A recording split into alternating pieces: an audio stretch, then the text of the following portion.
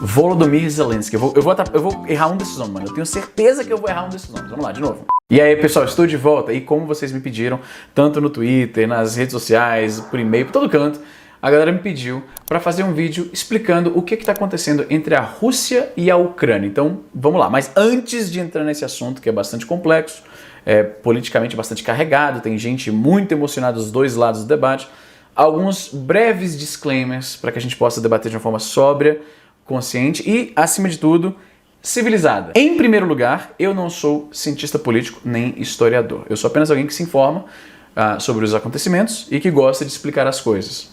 Então, tenha em consideração que a maioria esmagadora das pessoas que você vai ouvir sobre esse conflito não são especialistas na área. Então não se atenha muito a nenhuma análise de nenhum lado, porque afinal de contas, guerra é uma parada muito imprevisível, tá todo mundo meio que dando chutes. É muito importante se manter bem informado. Se você puder buscar informações de veículos que tenham um bom histórico de cobrir esse tipo de conflito, melhor ainda. Naturalmente, como é um vídeo de YouTube, tem que ser resumido. E eu vou estar falando de um conflito que não começou ontem, na verdade, não começou recentemente, é um conflito como conflitos históricos, geralmente tem causas multifatoriais. É muito difícil você apontar especificamente a causa de alguma coisa, porque sempre pode se argumentar que aquilo aconteceu, na verdade, por causa de uma outra parada, e aquilo lá foi por causa de outra parada, e aí você vai voltando décadas, às vezes séculos, para compreender a história de um conflito ali no leste europeu. Então, eu vou esquecer alguns detalhes, tem algumas coisas que eu vou provavelmente não mencionar aqui, eu convido você nos comentários a então preencher essas lacunas.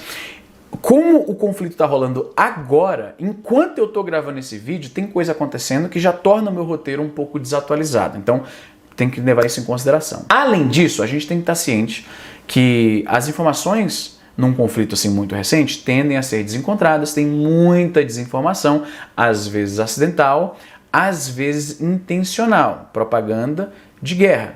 É normal, isso acontece em toda guerra que já aconteceu na história da humanidade, então tente ter isso em mente. Tenha parcimônia com as coisas que você compartilha, às vezes, nesses conflitos. Tem muito vídeo de outra situação, fora de contexto, que é compartilhado, vídeo editado de forma para parecer que a pessoa que está... Isso sempre rolou. As redes sociais potencializaram isso, então só tenha uma certa consciência com o que está compartilhando. A maioria, se não todas as fontes que eu uso, são fontes em inglês. Eu prefiro ler as fontes em inglês, acompanho muito pouco da cobertura nacional sobre o conflito, então eu verdadeiramente nem sei como próximo da realidade está sendo a cobertura de órgãos como a Globo, né, a CNN Brasil e coisas do tipo. Para quem fala inglês, eu recomendo acompanhar notícias na íntegra em inglês de fontes como Reuters ou Associated Press. Eles têm um bom histórico de cobrir esse tipo de conflito e a cobertura acaba sendo um pouco mais detalhada do que você vê resumido no Jornal Nacional, por exemplo. E para quem não fala inglês, é nesse momento que eu menciono mais uma vez o trampo dos nossos patrocinadores, o Cambly. O Cambly é um serviço de tutores online em inglês, disponíveis 24 horas por dia no seu celular, tablet ou computador. Os tutores do Cambly são falantes nativos do inglês e eles podem te ajudar muito na sua imersão na língua, para aprender a falar de verdade. Não só ver um filme legendado e entender o que o cara tá falando antes da legenda. Realmente ter a confiança de ter uma conversa, um diálogo em inglês. É coisa que só um serviço como o Cambly realmente te dá a confiança de fazer. E eles estão nesse momento com a campanha Start Fresh, sabendo que muita gente começa o ano novo com vontade de realmente fazer algo de importante, de ser produtivo e tal, e aí você vai empurrando com a barriga, vai chegando no carnaval sem ver nada ainda. Agora, esse é o momento que eu tô te lembrando que você pode mudar isso agora. E ter inglês fluente no currículo é um diferencial imenso. Com a campanha Start Fresh, o Cambly está dando desconto em todos os seus planos anuais e tem plano mensal começando por R$85 por mês, mano. R$85 por mês, para você finalmente poder colocar inglês fluente no currículo e se sentir confiante. E se você nunca viu uma aula do Cambly, é assim. Andrew, what do you do on a day-to-day basis to self-improve? For me, it's about having a clear routine. So in the morning, I like to get up, make sure that I've done my duties for the morning, taken my son to school, and then for me, a good workout in the morning is great. So I usually go for a swim or maybe a short run. Nice. Routine, especially early in the morning, is crucial. I have my morning routine as well, and if I sleep a little bit longer or if I miss the one thing, it derails the whole day. So it's important to have that routine in check for sure. Exactly, yeah. I think if you start your day off well, the rest of your day is going to follow in that day. It just goes in autopilot, yeah. Então não esquece, você tem até sexta-feira, dia 11 de março, para usar o meu cupom na campanha Start Fresh para começar a aprender inglês hoje, maluco. Corre lá! Então, o que está acontecendo nesse momento? Como você claramente sabe, depois de meses de tensão ali naquela fronteira, Putin decidiu invadir a Ucrânia. E não apenas naquela fronteira que era contestada, mas está sendo uma guerra de múltiplos frontes. Tem tropas russas invadindo pela fronteira leste os territórios contestados, a gente vai já falar sobre isso, mas tem tropas russas também entrando pela Belarus, pelo norte do país, e pela Crimeia. Então, o país está praticamente completamente cercado de tropas russas, e algumas já chegaram até em Kiev, que é a capital do país. O estopim para a invasão são as regiões de Luhansk e Donetsk, que declararam independência recentemente e tiveram os seus governos reconhecidos pela Rússia, o que é visto pela comunidade europeia como uma insanidade de Putin. E a invasão é praticamente uma continuação da política expansionista de Putin, que vem causando conflitos na região. O mais recente foi em 2014, o caso da Crimeia, mas começou, na verdade, bem antes disso. A gente teve a invasão russa na Geórgia em 2008, que segue praticamente o mesmo roteiro, mas a gente vai abordar isso um pouco mais lá na frente. Agora, qual é a justificativa de Putin para essa invasão? Tem várias. O principal argumento é que, assim como na Crimeia, Putin argumenta que aquelas regiões de Luhansk e Donetsk são povoadas primariamente por russos étnicos. São ucranianos, apenas legalmente, digamos assim, mas que falam russo, que se identificam mais com a história e a cultura russa. E o Putin argumenta que essas pessoas, esses russos étnicos, estão sendo oprimidos pelo governo de Kievsk. E Putin argumenta que esses russos étnicos de Luhansk e Donetsk estão sendo oprimidos pelo governo de Vamos lá, tá difícil. E Putin argumenta que esses russos étnicos das regiões de Luhansk e Donetsk estão sendo oprimidos pelo governo em que... E Putin argumenta que esses russos étnicos dessas regiões estão sendo oprimidos pelo governo ucraniano, que tem como líder Volodymyr Tá difícil sair esse nome. Vamos lá, de novo. E Putin argumenta que esses russos étnicos dessas regiões em conflito estão sendo oprimidos pelo governo ucraniano, liderado por Volodymyr Zelensky, o presidente, que era, até recentemente, um comediante e ator de TV, o que é um pouco, incomum. Então é isso que ele argumenta. Tem russo aqui, na verdade, é o território da Ucrânia, mas esse território historicamente era nosso, os caras que moram aqui nessa região, na verdade eles são russos, eles estão sendo oprimidos, e aí a gente vai ter que entrar lá para pacificar a região. É basicamente esse o argumento. Putin também adicionou que a missão é, pelo menos parcialmente, para desnazificar a Ucrânia, o que não é inteiramente fantasioso. Existe realmente presença de elementos neonazistas na Ucrânia, mas isso, infelizmente, é comum em todo o leste europeu, e a própria Rússia tem facções paramilitares neonazistas também. Então o argumento pode ser feito que se Putin quisesse de fato desnazificar algum país, ele podia muito bem começar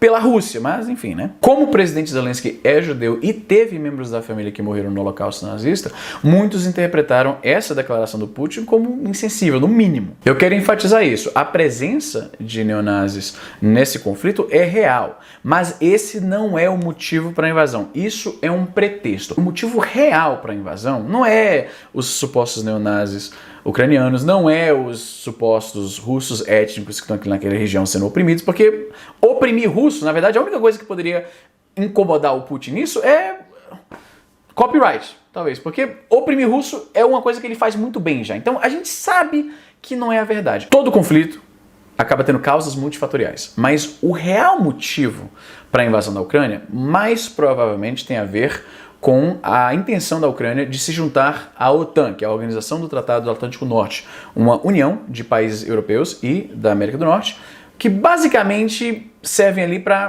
proteger a Europa da influência russa. A narrativa russa é outra, é de que a OTAN é a forma que os Estados Unidos conseguiram de exercer a sua influência na Europa. E isso, eu reconheço, não está inteiramente errado. O problema, quando a gente tem um conflito entre duas nações imperialistas, é que o argumento de que, não, você está querendo invadir ali para aumentar a sua influência na região, isso é verdade.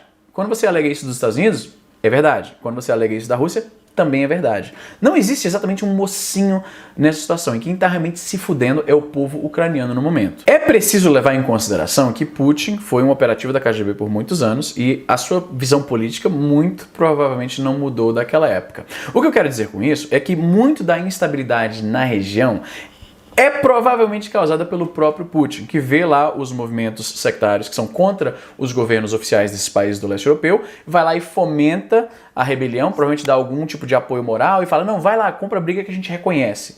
E aí ele acaba, dessa forma, desestabilizando aquela região. Isso sempre aconteceu na Guerra Fria, era bem comum, e o nome disso é guerra de proxy. Os dois superpoderes vão lá e apoiam um lado de um conflito, e aí basicamente a intenção é que se aquele seu lado favorecido ganhar, agora eles são favoráveis ao governo que os apoiou, e aí o governo que os apoiou tem bastante influência naquela região. Novamente, isso não é exclusivo nem da Rússia, nem dos Estados Unidos, os grandes superpoderes sempre fizeram isso ao redor do planeta inteiro. Então, esse é o MO aparente do Putin. Ele fomenta a rebelião, ele vai lá e reconhece os rebeldes, né? Ele legitimiza o seu movimento e aí finalmente vai lá e invade para, né, ajudar os caras para pacificar a região. Aconteceu isso na Geórgia, aconteceu na Crimeia. Na Crimeia foi anexado ao território russo, então foi um pouco até mais grave, digamos assim. Fica a dúvida se ele vai querer realmente anexar a Ucrânia inteira, todo aquele território.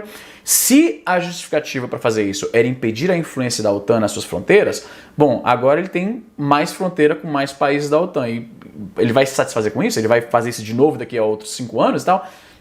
Ninguém sabe. Isso é basicamente um apanhado bem superficial das causas do que está acontecendo lá na Ucrânia. Como eu falei, do momento em que eu escrevi esse roteiro, eu fiz essas anotações para estar gravando aqui e até editar e colocar no ar, muita coisa já deve ter acontecido, né? A gente está tendo muitas imagens lá do teatro da guerra, cenas de destruição, pessoas feridas e tal, e aí é sempre complicado, porque as pessoas que são favoráveis ao povo ucraniano estão usando isso como uma forma, uma prova de que eles estão sendo oprimidos pelo Putin. Já a galera que está favorável ao Putin, e acredite se quiser, tem muita gente que está, porque eles veem o imperialismo americano como o causador da situação. Inclusive, o perfil PT no Senado postou lá uma nota, tanto no site deles quanto no Twitter, basicamente culpando os Estados Unidos pelo que aconteceu e meio que atenuando o que a Rússia está fazendo. A nota dizia que a invasão é apenas parcial e tem objetivos meramente militares, como se isso atenuasse a invasão de um país soberano, com um governo democrático. Imagina se quando Hitler invadiu a Polônia, o cara faz uma nota dizendo, não, na verdade a culpa é dos Estados Unidos e a invasão tem apenas teor parcial e é meramente militar. Tipo, isso não justifica uma invasão, não justifica uma agressão. Obviamente pegou bastante mal, eles acabaram deletando os tweets, deletando a declaração, mas o Web Archive tá lá, eu pude ler tudo, li aqui ao vivo, na live, né, como eu mencionei mais cedo, acho, tá aqui, a gente tá gravando isso aqui ao vivo, então se você tá lá na Twitch, à 1 da tarde, horário de Brasília, você tá acompanhando tudo aqui, você tá vendo os erros de gravação, que foram vários, eu não sei quanto tempo de vídeo já tem no momento, né, na edição final, mas aqui, ó, eu tô olhando aqui pra câmera, eu tô gravando já tem quase meia hora. Tá tendo manifestações anti-guerra na Rússia, e aí, como é de praxe, como eu mencionei, né, oprimir russos não é uma novidade para o Putin, e então tem muita gente sendo presa, tá rolando muita repressão contra os protestos, tem protestos também ao redor do mundo, teve um ontem aqui em Calgary, inclusive, e para quem pensa que esses manifestos são inúteis, não tem nenhum propósito, na verdade você não acompanha a história, cara, porque são essas manifestações que pressionam os políticos a se juntar na coalizão contra aquela agressão, e aí, né, é um pouco lento o processo, mas é assim que funciona mesmo, cara. Eu vi muita gente falando, pra que essas manifestações em países que não tem nada a ver com nada e tal, mas existe um propósito político, porque isso, como eu falei, pressiona os políticos daquele país onde está tendo essas manifestações para apoiarem a causa do povo ucraniano, que é realmente quem vai mais se fuder com essa situação, não se engane. A gente pode ficar aqui debatendo o dia inteiro quem é que tem mais culpa, se é Putin, se é os Estados Unidos, se os Estados Unidos está provocando a Rússia, expandindo os países participantes da OTAN para as fronteiras da Rússia, a Rússia tem, né, o direito de se defender. Eu vi essa narrativa bastante, mas isso que é foda de história, desses conflitos geopolíticos. Eu vi muitos argumentos de pessoas com as quais eu discordo, que eles não estão inteiramente errados. Quando você fala que a presença da OTAN ali, o Putin tem um motivo para não gostar daquela presença, eu realmente entendo por que ele não gostaria de ter esse, basicamente um bloco geopolítico-militar que é contrário aos seus interesses, bem ali nas suas fronteiras. Alguém falou assim, se a Rússia oferecesse algo análogo à OTAN para o México e para o Canadá, os Estados Unidos também não gostariam daquilo e também provavelmente faria algo em resposta. E é verdade. Provavelmente é o que aconteceria. Essas situações são bastante complexas. Você não precisa tomar fundamentalmente um lado na parada e fechar com ele 100% e ignorar todos os argumentos do outro lado. Para entender tudo plenamente, você precisa de uma contextualização de tudo que está acontecendo. Quando você abstrai de tudo isso, né, das causas históricas e tal, o importante de lembrar é que tem seres humanos sendo brutalizados, sendo invadidos, tendo as suas cidades destruídas.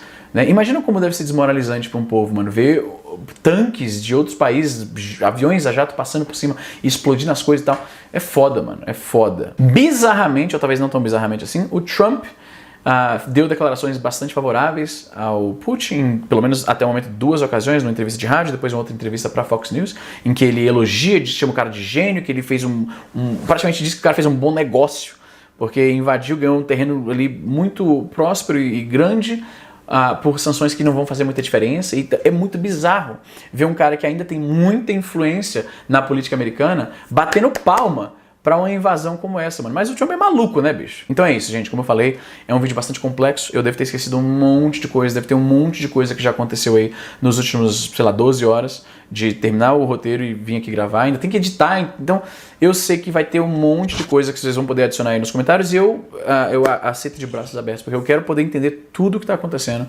da melhor forma possível, com as melhores fontes possíveis, porque a gente está vivendo por um período histórico, mano, e ao mesmo tempo é interessante, e é claro que é interessante, afinal de contas você não teria clicado nesse vídeo se você não se interessa no assunto. E ao mesmo tempo dá um certo medo, porque a gente está falando na prática de 2 superpoderes nucleares meio que batendo cabeça, né? Então, o Biden aprovou várias sanções econômicas contra a Rússia, que tem como objetivo dificultar a situação econômica lá, o que pressionaria o povo contra as decisões, né, do seu líder. Mas a economia da Rússia é forte bastante para que eles consigam aguentar o tranco por um bom tempo. Uma das perguntas mais importantes que foram feitas para o Biden na coletiva de imprensa é se ele ia cogitar bloquear a Rússia do sistema SWIFT, que é o sistema bancário internacional, o que complicaria muito a situação econômica na Rússia, porque é basicamente cortar boa parte do investimento estrangeiro, do dinheiro de fora que entra no país. Mas no momento, naquela coletiva, não parecia do interesse do Biden fazer isso. Ele basicamente falou que não, a gente já está fazendo bastante sanções e já é o suficiente, e agora as notícias já são de que isso voltou ao debate de cortar a Rússia basicamente do sistema bancário internacional, isolar o país. E o Putin, que já tinha dado um pronunciamento dizendo que qualquer nação que se intrometer com isso vai encarar retaliação que nunca viu antes em sua história, foi as palavras que ele usou, né? Que parece sugerir que a opção nuclear está sendo considerada. É um momento bizarro, mano. O momento que a gente está passando agora é um momento muito bizarro. E é preocupante, e eu lamento principalmente pelo povo ucraniano, né? Que é foda, mano. Que situação de merda. Como eu falei, não dá pra cobrir absolutamente todos os detalhes, eu devo ter esquecido um monte de coisa aqui. Coloca aí embaixo nos comentários. Se você quer aprender inglês, confira lá o Cambly. O link tá na descrição, planos mensal de R$85, mano. Tá muito barato. E é isso, gente. Vou ficando por aqui e até a próxima.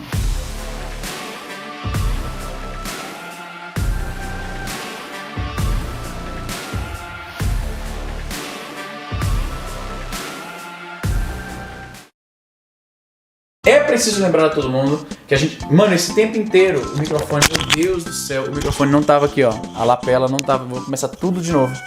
Tudo de novo. Vamos lá. Onde tava o microfone? Tava na puta que o pariu. Gravei tudo aqui, meu Deus, quem sabe faz ao vivo mesmo, né? Tá aqui o roteiro, tá aqui o chat interagindo em tempo real. E rindo da minha cara porque eu gravei esse negócio inteiro. Ó, a galera rindo aí, ó. Vai pro vídeo isso aí, vai pros bloopers, tá ligado?